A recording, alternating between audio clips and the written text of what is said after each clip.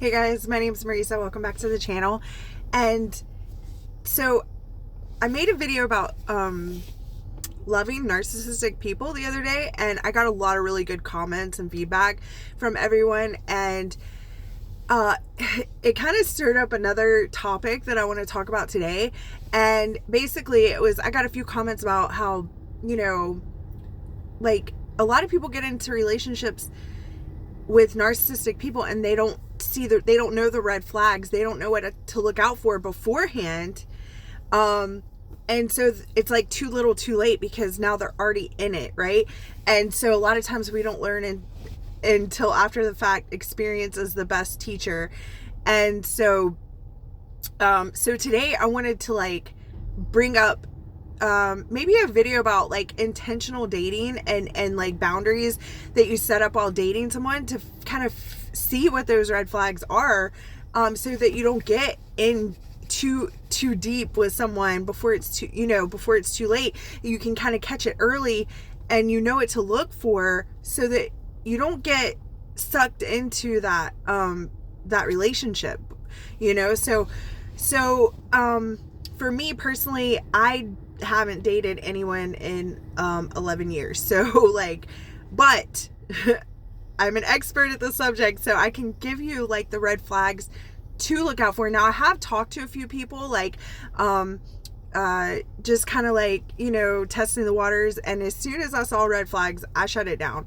And so I want to kind of tell you what those red flags are, because especially if you've been in a relationship with one, they're kind of drawn to you. I mean, it's like moths to a flame, So once you know what to look for, you can kind of stop it before it begins. And so one thing I do now, I'm celibate. I'm waiting for marriage, to have sex.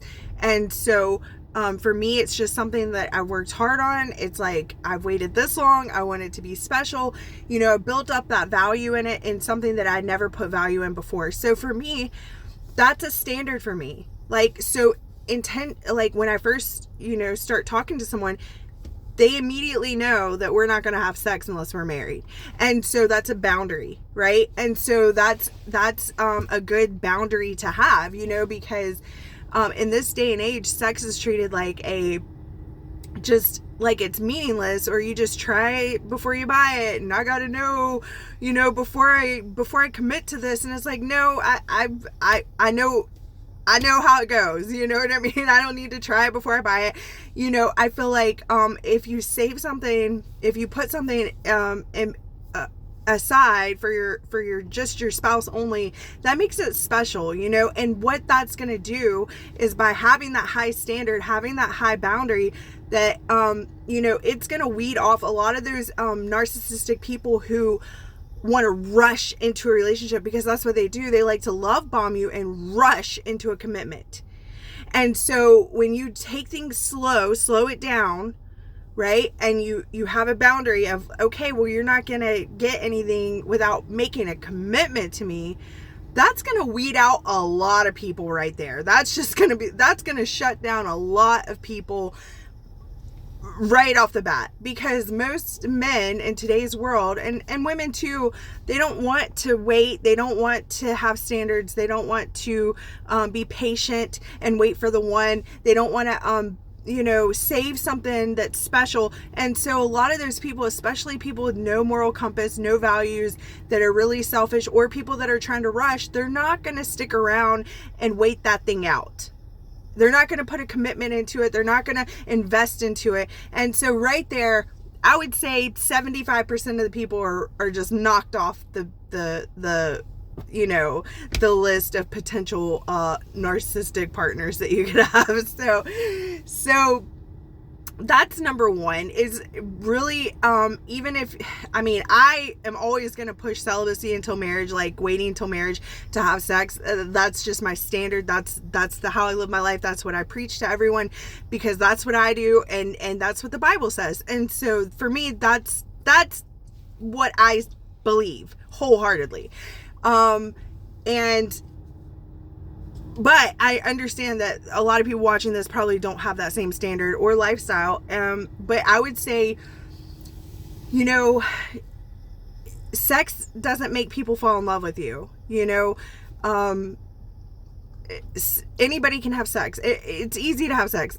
Sex isn't gonna, you know, so if you can push that off for as long as possible, that right there is going to help you in the long run get away from the brokenness and the people that are attracted to brokenness, you know, because basically having sex too fast just shows that you have no value in your own self.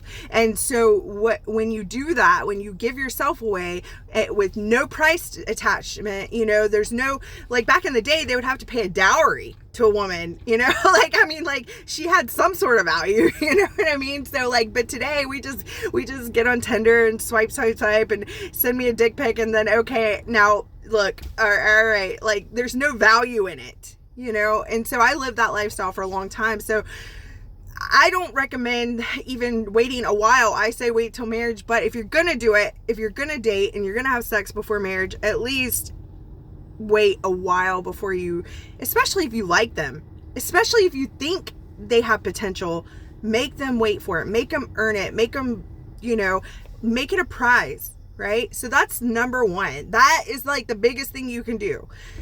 The next things to do, and like I said, I guess number two is also just go slow.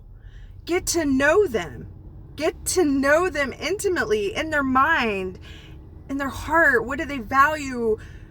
Because there's 3 ways to be attracted to someone: spiritually, physically, and mentally, right? And to me, the most important attraction is the spiritual connection, right? Do they have purpose? Are they following the Lord? Are they gonna go after the Lord with their whole heart?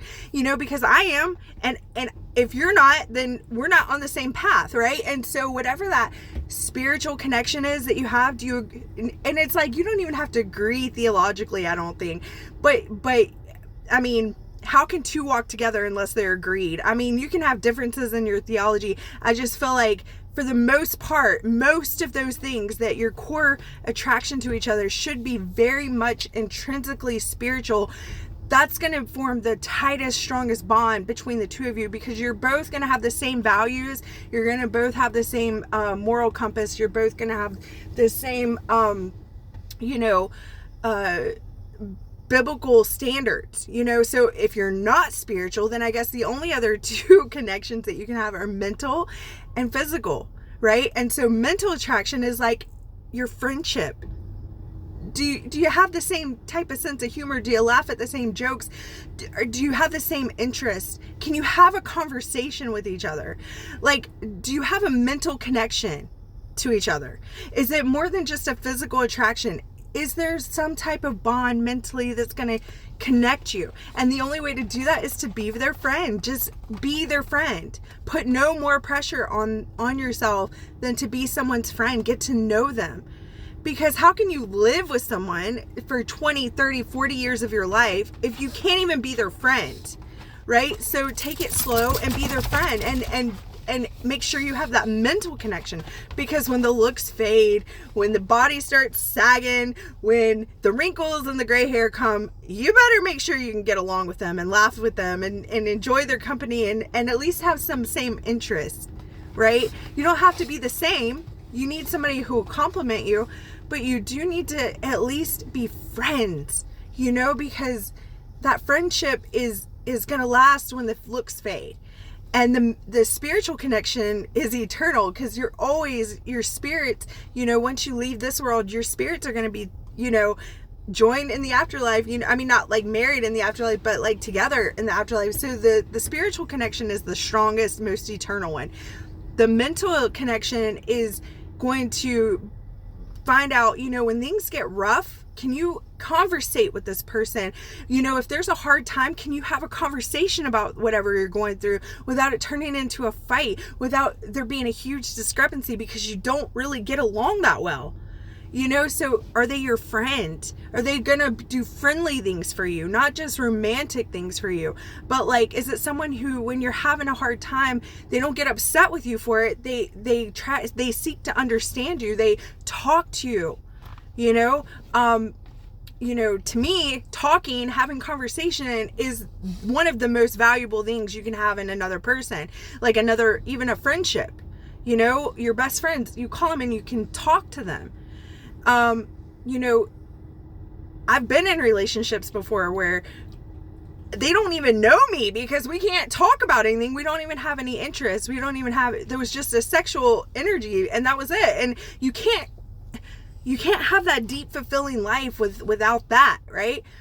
So be their friend, just get to know them, just be buddies, you know what I mean? And if it turns into something more, then good, but if it doesn't, you're going to know, and you can stop it, right? You can stop it.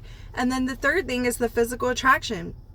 The worst thing is to be mentally connected or spiritually connected, but no physical attraction. You gotta, I call it the trifecta: spiritual, mental, and physical. Like when somebody has the trifecta, ooh, that's a gemstone, right? And so when you can narrow it down and you got the spiritual, you got the mental, and you got the physical, wow. But here's the thing, looks are deceiving. You know what I mean? I've known some beautiful men in my life, and man, they're just like shellless human beings with no so those looks will get you into trouble, and so that should be the very least important thing, is the looks.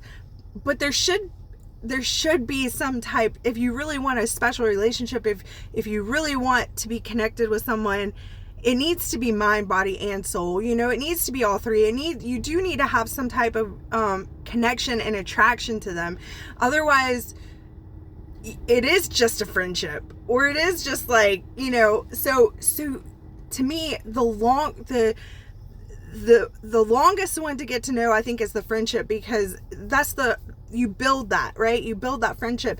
And so if you can just start with friends and you have a little attraction to them, that attraction will grow the more you love them. So even if they're not hot, even if they're just like, they're cute, that attraction, that physical attraction will actually grow if you become really good friends. If there's a base of love there, and if you got the spiritual connection, oh my gosh, like you got all three.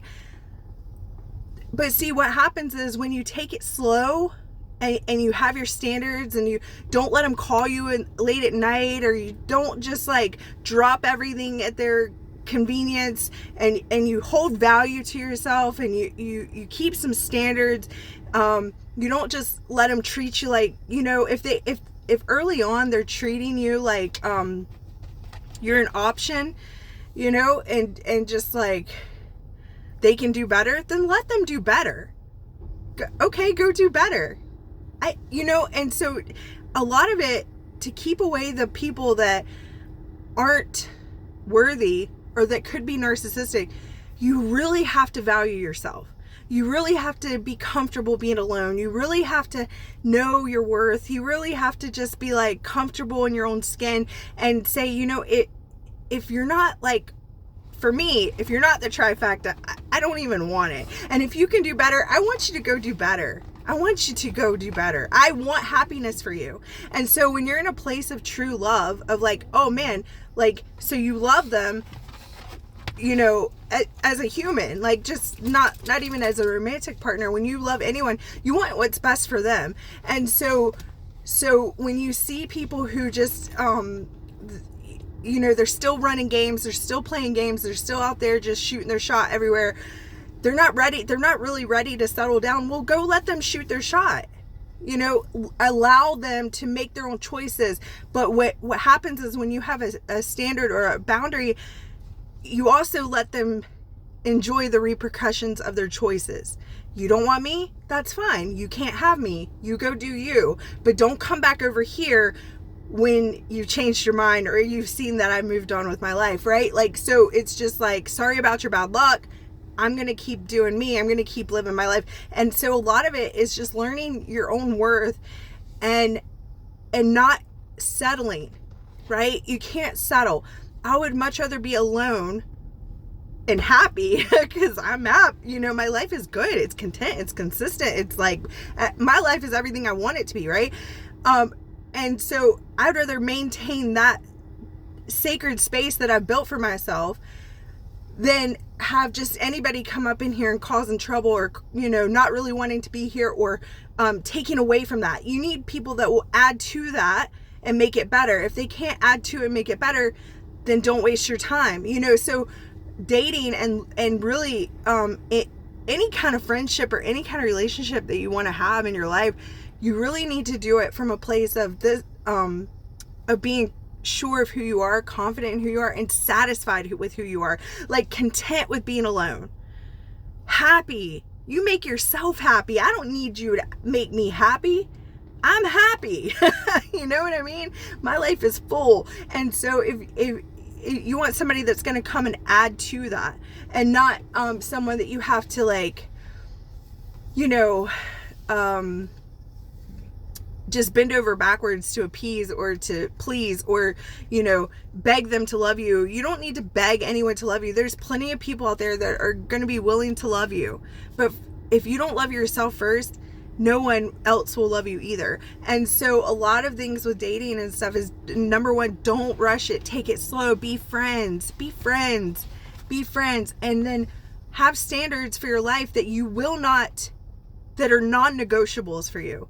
Like for me, no sex before marriage, you know? So, and I'm not rushing into a marriage with you. I want to get to know you. I want to see who you are. I want to know about your family. I want to know, where do you come from? I want to know what you do with your days. I want to know what you do with your money. I want to know how you live your life. I want to know how you treat people.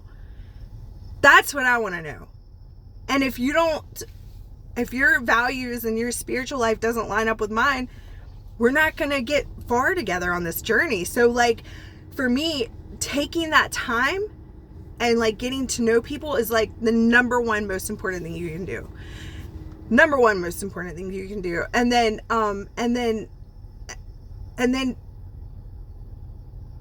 above all, I guess the number one most important thing to do is to really, like, pray and ask the Lord to show you who they are. Lord, if there's something, if you get a funny feeling in your gut about someone, it's probably true. And it, like, those butterflies, that's not healthy. That's your body having a fight or flight response. You know, a lot of people say, oh, I feel the butterflies. That's dangerous. That's your nervous system acting up. And so if you're not sure about someone, you should definitely take it to the Lord and say, Lord, just, you know, help me be patient. Give me the strength, show me who they are, and the Lord will reveal if they're a good person or a good match for you, if that's the person that God has intended for your life. But above all, just be slow and patient. And when you do that, a lot of people who are in a rush, because that's what narcissism, they're best at. The narcissistic guys especially, they love to shower you with love and attention and get you hooked. Okay, and then once you're hooked, it's too late, right?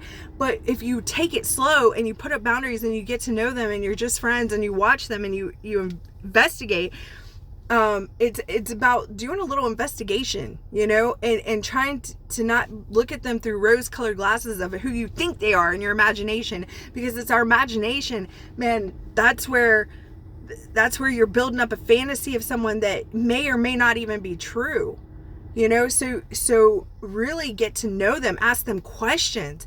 And if you feel like they're lying or they're concealing something from you, if you get that gut feeling, man, listen to it and pray and ask the Lord, show me who they are, so that you don't get too deep with someone that's going to destroy your life, because ultimately that's what they do. They suck you dry, leave you for dead, and then move on to the next victim. And so if you don't want that to happen to you, my advice, go slow, have crazy standards, you know, that you truly live by.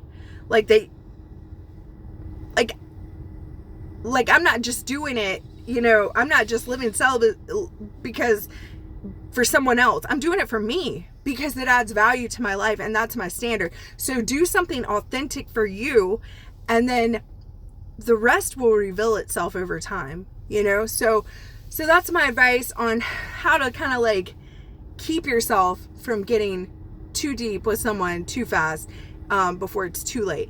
And so I love you guys. I hope this video helps you. Have a great day. Bye.